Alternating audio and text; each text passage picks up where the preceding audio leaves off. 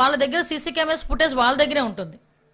అది కాకుండా మళ్ళీ నేరం జరిగిన తర్వాత వాళ్ళ ఫుటేజెస్ మనం తీసుకోవటం, తర్వాత మళ్ళీ ఫర్దర్గా ఇన్వెస్టిగేషన్కి ఉపయోగపడుతుంది.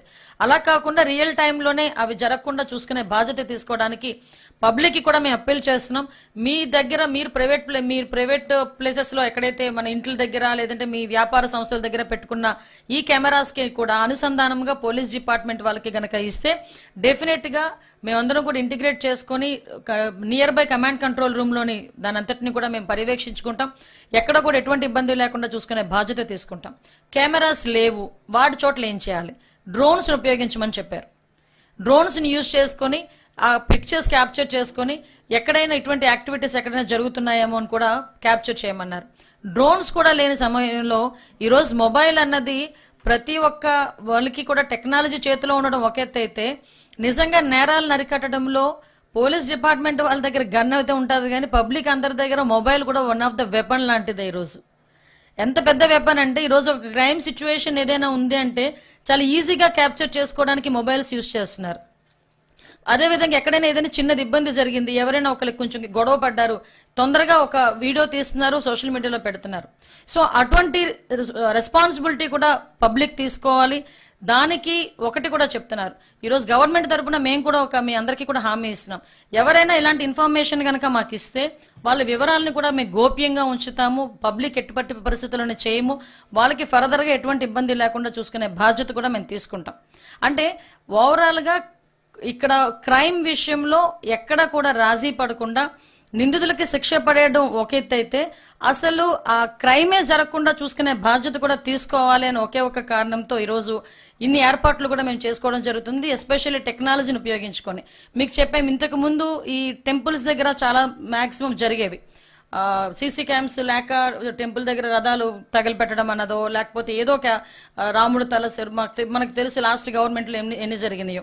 సో అటువంటి సంఘటనలు కూడా జరగకుండా ఈసారి మసీదుల దగ్గర, చర్చెస్ దగ్గర, టెంపుల్స్ దగ్గర కూడా సీసీ కెమెరాస్ ఏర్పాటు చేసుకుంటున్నాం.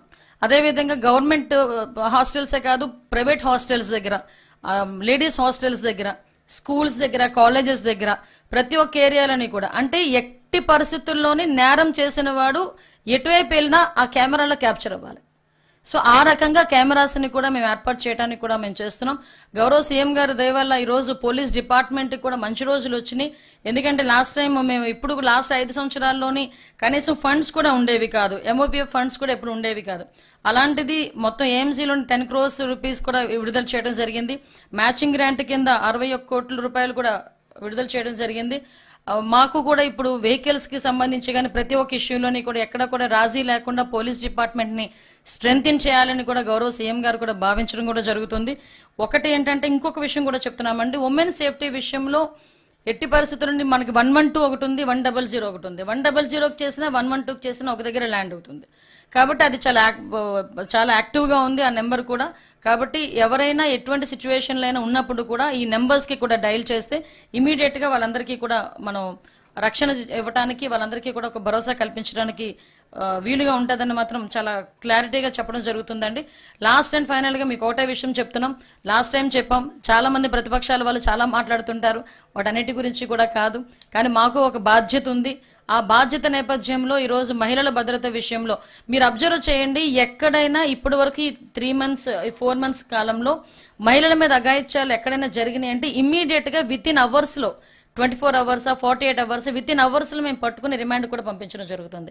ఇది కాలయాపన జరగకూడదు అనే ఏకైక ఉద్దేశంతో ఇలాంటి కేసెస్ని ఈరోజు స్పెషల్ కోర్టులు కూడా మేము అడిగి స్పెషల్ కోర్టులు కూడా ఏర్పాటు చేసుకొని స్పెషల్ కోర్టుల ద్వారా తొందరగా నిందితులకు శిక్ష పడే ఏర్పాటు చేస్తున్నాము. అంటేనే ఈరోజు మహిళల భద్రత విషయంలో గవర్నమెంట్ ఎంత ఇనిషియేషన్ తీసుకుంటుందో, గౌరవ చంద్రబాబు నాయుడు గారు దీని పట్ల ఎంత ముందు చూపుగా ఆలోచిస్తున్నారో మనందరం కూడా ఆలోచన చేసుకోవాలి.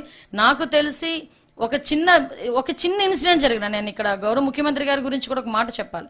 ఎక్కడైనా మహిళల భద్రత విషయంలో ఒక చిన్న ఇన్సిడెంట్ జరిగిందని ఆయన దృష్టికి వస్తే ఇమీడియట్గా ఆ లోకల్ ఎస్పీతో డైరెక్ట్గా మాట్లాడే పరిస్థితి ఈరోజు. ఏ ముఖ్యమంత్రి అండి డైరెక్ట్గా ఎస్పీలతో మాట్లాడే పరిస్థితి ఉంది? కానీ ఈరోజు డైరెక్ట్గా ఎస్పీకి ఫోన్ చేసి ఏం జరిగింది నాకు ఇమీడియట్గా ఒకసారి రెస్పాండ్ అవ్వండి, ఇమీడియట్గా అక్కడ నాకు ఇన్ఫర్మేషన్ ఇవ్వండి అని చెప్పి తీసుకొని వాళ్ళని కూడా కొంచెం చెప్పాలంటే పరిగెట్టించే పరిస్థితి కనిపిస్తూ ఉంది. కాబట్టి మళ్ళీ చెప్తున్నాం, ఎట్టి పరిస్థితుల్లోని మహిళల భద్రత విషయంలో, చిన్నారుల భద్రత విషయంలో రాజీ పడే ప్రసక్తి లేదు. మళ్ళీ చంద్రబాబు నాయుడు గారి మాట ఏదైతే ఉందో, నేరం చేయాలి అన్న ఆలోచన రావటమే చాలా కష్టంగా ఈరోజు పరిస్థితి. అంటే నేరం చేయాలన్న ఆలోచన కూడా రాకుండా, నేరం చేయాలన్న ఆలోచన రావటమే భయపడేటట్టుగా ఈరోజు గవర్నమెంట్ కూడా ఇనిషియేషన్ తీసుకుంటుంది. మీకు ఇందాక చెప్పాను, ఇందాక మీకు ఆ నిందితుడు ఎవడైతే ఉన్నాడో ఆ నిందితుడి మీద ఆల్రెడీ 37 కేసెస్ ఉన్నాయి. అవి కాక రేప్ కేసెస్ కూడా ఉన్నాయి అతని మీద. అంటే వీళ్ళ పరిస్థితి ఎలా ఉంటుందంటే, థెఫ్ట్ ఉంటుంది, రేప్ ఉంటుంది. అంటే కొన్ని రేప్ కేసెస్ ఉన్నాయి ఆల్రెడీ, కొన్ని థెఫ్ట్ కేసెస్ కూడా ఆల్రెడీ ఉన్నాయి. కేసెస్ అయితే, రేప్ కేసెస్ అయితే రిజిస్టర్ కావట్లే. కొంతమంది చెప్పిన మేము మా ఇన్వెస్టిగేషన్లో వచ్చిన రిపోర్ట్స్ ప్రకారం చూస్తే చాలా మట్టుకు రేపులు కూడా ఉన్నాయి, అతను చేస్తాడు. కానీ చాలా మంది కేసు రిజిస్టర్ చేయడానికి కూడా, అంటే మీకు అర్థమయ్యే ఉంటుంది, కొంతమంది పెద్ద పెద్ద కుటుంబాల్లో ఉన్న వాళ్ళు కానీ, కొంతమంది కొంచెం పరువు గల కుటుంబాల్లో ఉన్న వాళ్ళు కానీ చాలా మంది బయటికి రారు. వాళ్ళు పరువు గురించి ఆలోచించుకొని బయటికి రాకుండా అలా చెప్పే పరిస్థితులు కూడా ఉండట్లే. అంత నెటోరియస్ క్రిమినల్స్ అనమాట వీళ్ళు.